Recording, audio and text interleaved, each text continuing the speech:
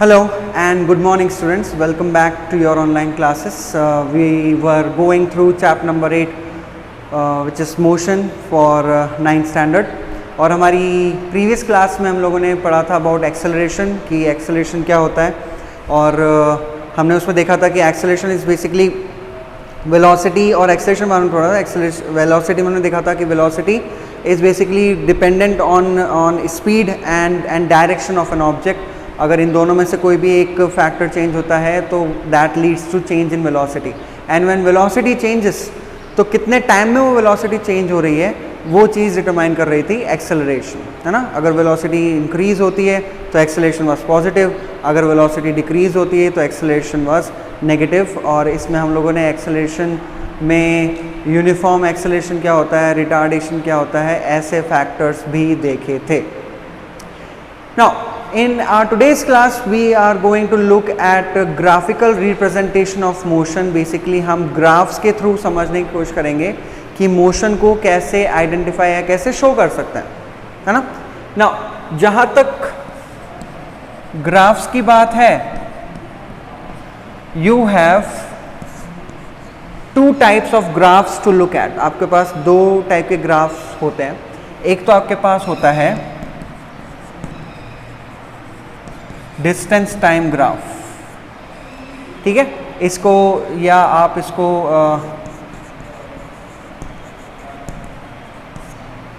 Position time graph भी बोल सकते हो, है ना. और सेकंड ग्राफ होता है वेलोसिटी टाइम ग्राफ या फिर आप इसको स्पीड टाइम ग्राफ भी कह सकते हो, ठीक है. ये दो टाइप के ग्राफ्स हैं. इन ग्राफ्स में हमें सबसे पहले मेनली तो ये चीज़ देखनी है कि हम इन ग्राफ्स को आइडेंटिफाई कैसे करेंगे. डिफरेंट टाइप्स होते हैं इन ग्राफ्स में, उनको कैसे आइडेंटिफाई हम लोग कर सकते हैं. तो सबसे पहले तो ये चीज़ आपको ध्यान रखनी, जो ग्राफ्स हम लोग पढ़ रहे हैं दो टाइप के पढ़ रहे हैं, डिस्टेंस टाइम ग्राफ और एक हम लोग पढ़ रहे हैं velocity time graph, which is distance time graph can also be called position time graph, velocity time graph can also be called speed time graph. Okay. Now सबसे पहले जो हमारे सामने है वो है डिस्टेंस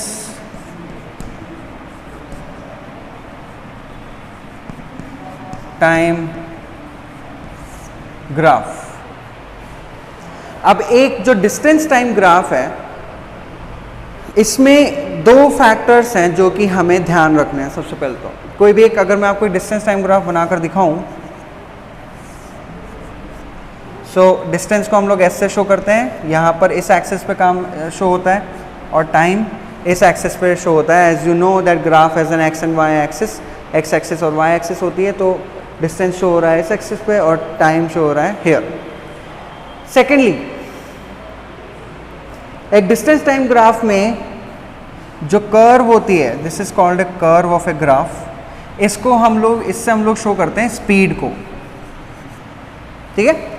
ये जो बीच में जो कर्व है ये चीज़ क्या कर रही है, स्पीड को शो कर रही है. ऑलराइट. अब ये जो कर्व है ये आपको अलग अलग तरीके से मिल सकता है और वो डिफरेंट टाइप्स को आपको आइडेंटिफाई करना आना चाहिए. फॉर एग्जाम्पल इसी ग्राफ को देख लेते हैं. यहाँ पर आपका डिस्टेंस टाइम का जो कर्व है एकदम स्ट्रेट है. जो ये स्ट्रेट कर्व होती है इसमें क्या हो रहा है कि दैट मीन्स ये स्ट्रेट कर्व बनने का रीज़न क्या है, जो इक्वल डिस्टेंसेस हैं वो इक्वल टाइम इंटरवल में बढ़ रहे हैं. दैट इज़ वाई जो ग्राफ आया आपका एकदम स्ट्रेट आया. इस टाइप के ग्राफ को हम यूनिफॉर्म मोशन ग्राफ भी कहते हैं, ठीक है. ये आइडेंटिफिकेशन आपको ध्यान रखनी है. This is called a uniform motion graph. Alright. और अगर इसी में थोड़ा सा चेंज हो जाए, let's say something like this, अगर ये स्ट्रेट ना हो, है ना, स्पीड शो हो रही है यहाँ पर, ये डिस्टेंस हो गया, ये टाइम हो गया, अगर ये स्ट्रेट शो ना हो रही हो, that means this would be called a non uniform graph, क्योंकि यहाँ पर डिस्टेंसेस और टाइम जो है वो इक्वल इंटरवल्स में नहीं बढ़ रहे हैं. तो ये क्या हो गया, एक नॉन यूनिफॉर्म ग्राफ हो गया. ऑलराइट. इसमें कुछ वेरिएशंस और हैं, जैसे कि I am going to remove this.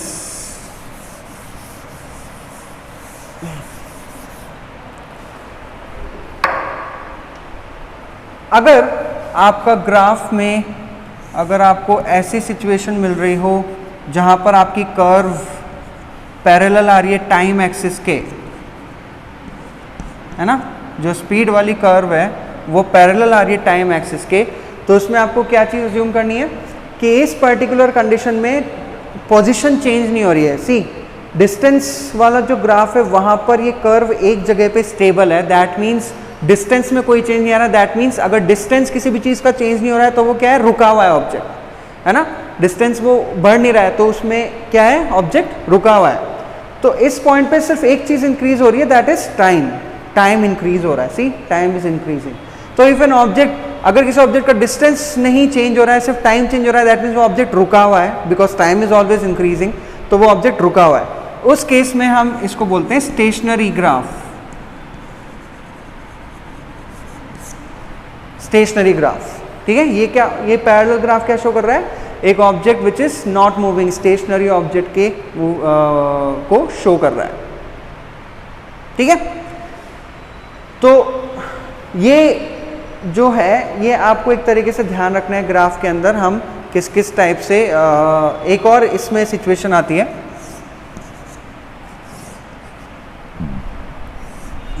Let's say ये दो कर्व मिल रहा है आपको, this is an object A, this is an object B, ये डिस्टेंस हो गया, ये टाइम हो गया।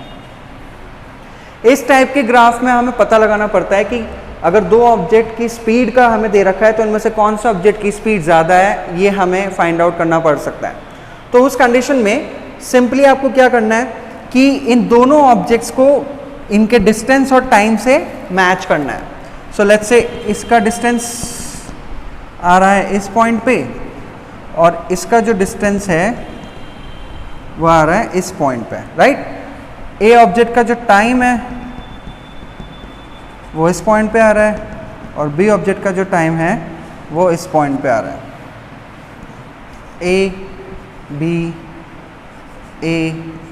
बी।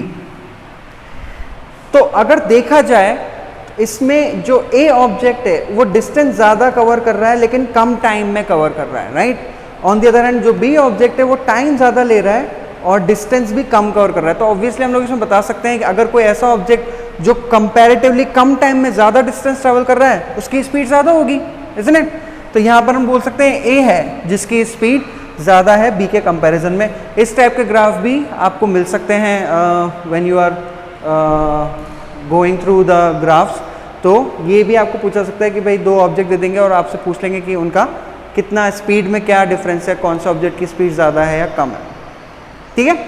तो डिस्टेंस टाइम ग्राफ में ये कुछ वेराइटीज़ आती है जहाँ पर यूनिफॉर्म ग्राफ आता है, नॉन यूनिफॉर्म ग्राफ आता है, आपका स्टेशनरी ऑब्जेक्ट का ग्राफ भी आता है, एंड आपको कंपैरिजन भी करना पड़ सकता है बिटवीन अदर ऑब्जेक्ट्स या बिटवीन डिफरेंट ऑब्जेक्ट्स कि किसकी स्पीड कम है या ज़्यादा है, ठीक है। तो ये तो डिस्टेंस टाइम ग्राफ के बारे में है। ये इतना आइडेंटिफिकेशन आपको ध्यान रखना है कि कौन किस टाइप के ग्राफ हमें आइडेंटिफाई करने को मिल सकते हैं। नेक्स्ट है हमारे पास velocity time graph. Okay, now velocity time graph. Okay, अब इसमें भी कुछ डिफरेंट आइडेंटिफिकेशंस हैं जो हमें करने होते हैं। ओके, देखते हैं। लेट्स से हमारे पास ये एक वेलोसिटी टाइम ग्राफ है, यहाँ पर वेलोसिटी शो होगी, यहाँ पर टाइम शो होगा। अब इसका ये जो कर्व है वेलोसिटी अपॉन टाइम हम लोगों ने देखा है क्या शो करता है, एक्सेलरेशन शो करता है ना, ए को शो करता है एक्सेलरेशन। सो जो कर्व किस चीज़ को शो कर रही है, एक्सेलरेशन को शो कर रही है। तो अगर इस टाइप का ग्राफ आपको मिलता है जहाँ पर आपको स्ट्रेट कर्व मिल रही है, दैट मीन्स जो वेलोसिटी है और जो टाइम है वो इक्वल इंटरवल्स में बढ़ रही है। तो इस कंडीशन को हम लोग बोल देते हैं यूनिफॉर्म एक्सेलरेशन, ऑलराइट। और अगर सिचुएशन ऐसी ना हो, उसकी जगह कुछ ऐसी कंडीशन हो, कर्व आपका कुछ इस तरीके का हो, स्ट्रेट ना हो कुल मिला के। अगर आपका एक्सेलरेशन का कर्व स्ट्रेट ना हो तो वो फिर हो जाता है नॉन यूनिफॉर्म, क्योंकि उस कंडीशन में वेलोसिटी और जो टाइम है वो इक्वल इंटरवल्स में चेंज नहीं हो रहे हैं, so that becomes non uniform acceleration. ठीक है, ये तो हो गया इनिशियल 2। इसके अलावा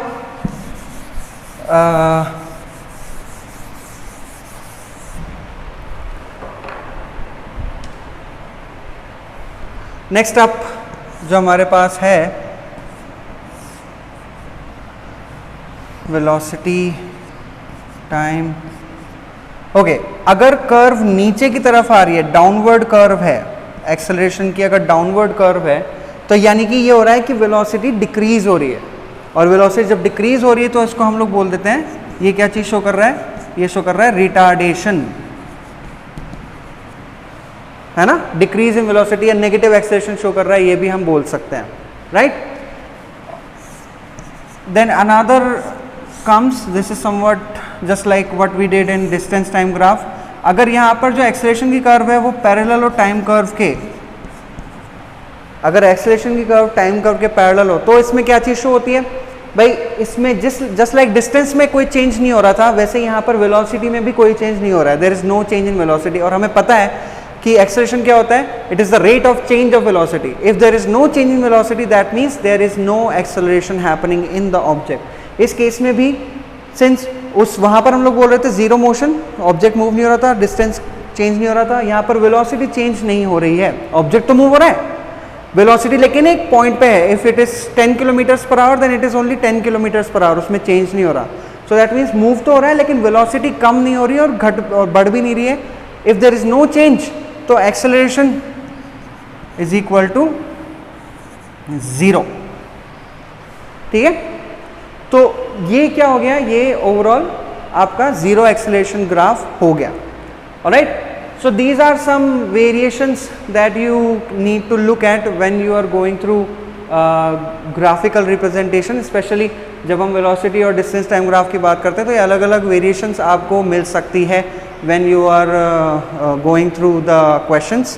तो आपको ये variations ध्यान रखनी है। आपको होमवर्क में आज ये ग्राफ्स को ड्रॉ करना है एंड इनको प्रॉपरली शो करना है कि ये हर एक ग्राफ किस चीज़ को शो कर रहा है, just like we have done here. So just do this homework on time and submit it on time. Have a good day.